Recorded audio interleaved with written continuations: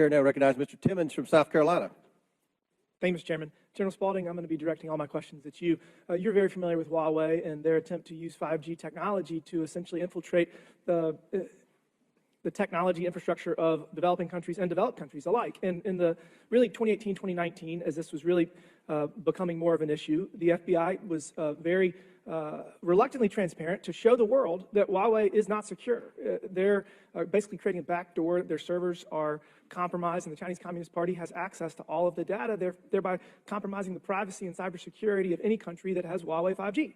And I actually sponsored a bill last Congress, H.R. 4493, the Promoting Secure 5G Act of 2021. And what that bill does is it tells countries that if they want to borrow money from international monetary institutions, they're going to have secure 5G. It essentially cuts off funding for them to implement unsecure 5G. And so the Chinese, in response to this, in response to the FBI essentially outing them to the world that Huawei is insecure and that they're using their servers and there's no data security and no data privacy, change course. So that they literally had to completely change course. They had to get third-party groups to come in and to try to vouch for them and allege that they are actually secure. And so, again, as we talk about how we're going to hold China accountable, I think Huawei is a perfect example because they were engaging in the global economy in bad faith.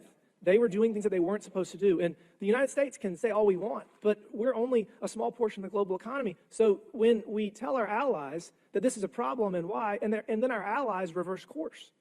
You know, India, Israel, a bunch of European countries have essentially banned Huawei because it's not secure. Are you familiar with all of this? Very familiar. And do you agree that by leading a coalition of partners to hold the Chinese accountable, it is a model that we are able to use to change their behavior? Because again, look, China has an enormous population. They have enormous natural resources. They're going to be a juggernaut in the global economy, but they can't cheat.